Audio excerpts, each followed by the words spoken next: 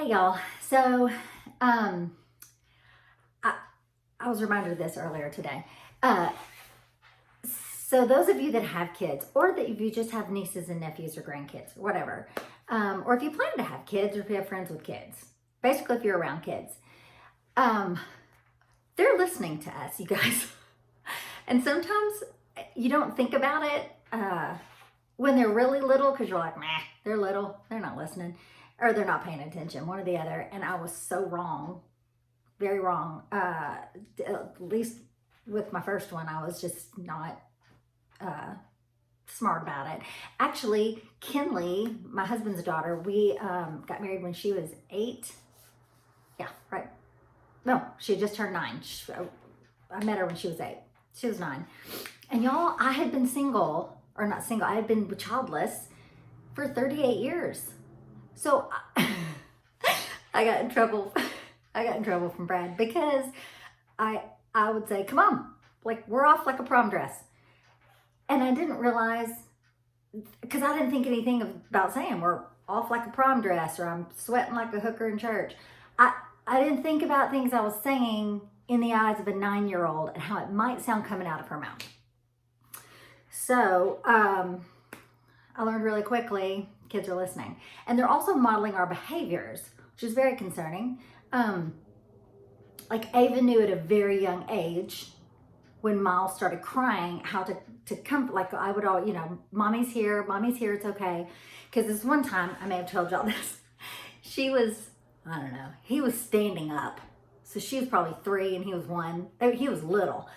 But I heard him start screaming and crying, and I, was out of their vision for a minute and just thought the worst. So I went flying into the playroom, hair on fire, and Ava was standing there holding him and patting him on the back saying, it's okay, buddy. Ava's here, it's okay, Ava's here. And I was like, oh, sweet baby. I said, oh, honey, what happened? And she said, I hit him.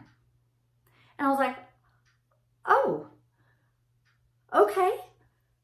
I just walked off. I didn't know what to do. But I noticed that she knew exactly what to do. Well, she's trying to get him to be quiet before I showed up. But she knew exactly what mommy would have done in that situation if she had hit him and I was there. So what I'm saying is, like, especially, I'm not picking on anybody particular. I love my friends and I love pretty much everybody. Not everybody, but close.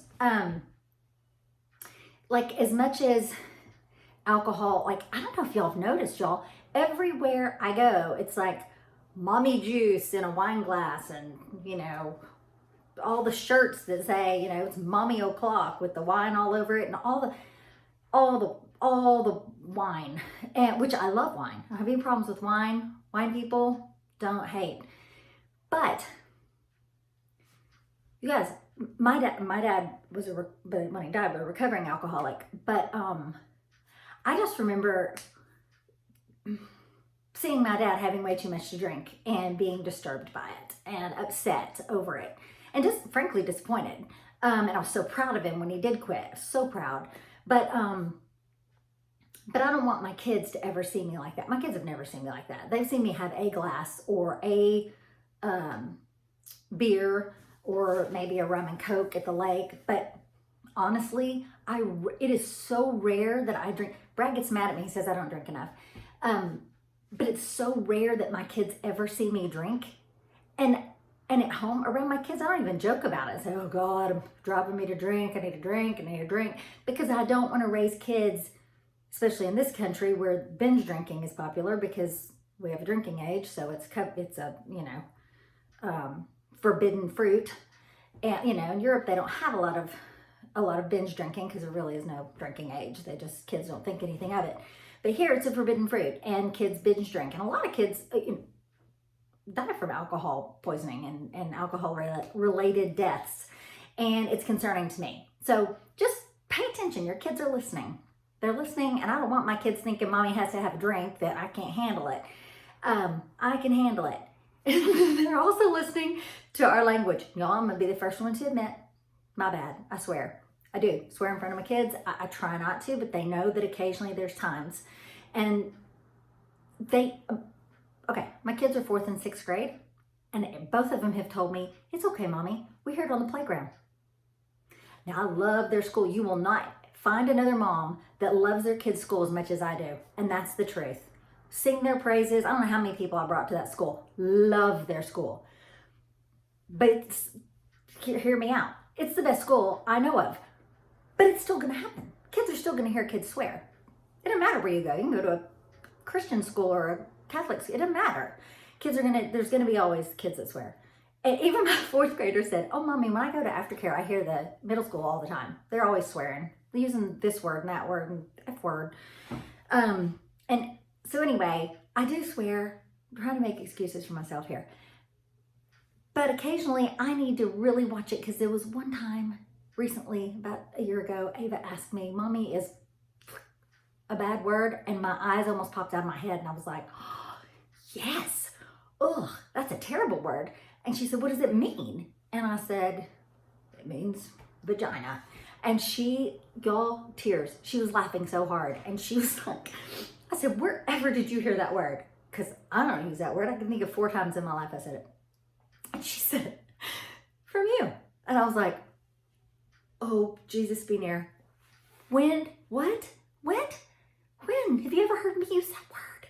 And she said, you were watching something political on TV and called somebody a big vagina. And I laughed so hard. I was like, babe, I'm going to need to know when you're behind me.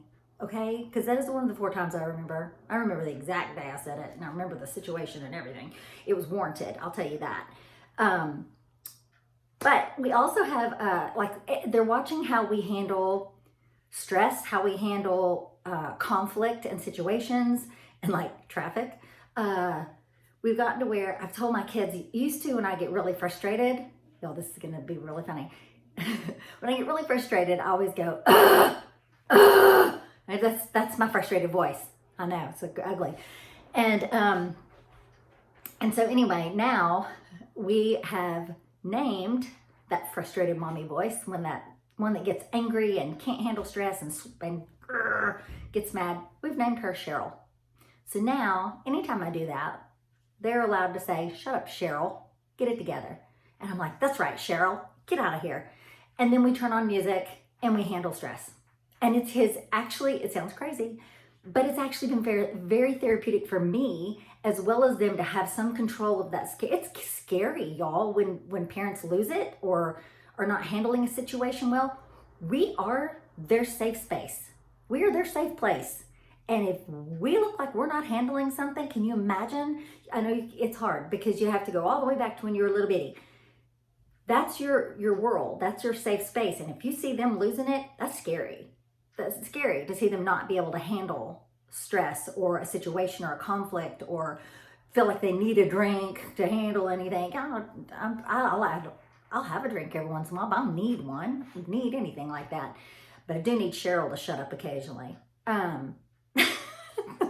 Y'all, it sounds crazy, but it totally has been nice because it gives the kids some sense of control. There's a lot of laughter involved. We turn on the music and then we're great. The whole thing just bobbed. Y'all, I can't take this hat off. I've had it on since I left Hot Works this morning. So it was sweaty. This isn't coming off. But when I take it off, my hair's gonna be exactly like it is right now. Bless. Anyway, was I just gonna say, I wasn't gonna say anything else. I no longer flip people off anymore. You can't really flip people off anymore in traffic anyway, because it's not kind. Jesus wouldn't do that, or Muhammad or anybody else they wouldn't do that. But I did when I was single, when I was in traffic where I knew I could get away. I mean, in LA, when you're doing like 1,000 miles an hour down the 405, it was warranted. But here with children, I don't do that with kids in the car. It's not safe. You don't know who's going to pull over and blow your head off. I mean, you don't do that anymore. But I certainly don't do it in front of my kids, and I try really hard not to swear in traffic. And if Cheryl comes out, we just crank the music on, y'all. Because Cheryl, she ain't allowed. She scares my kids. So, y'all think I'm crazy now.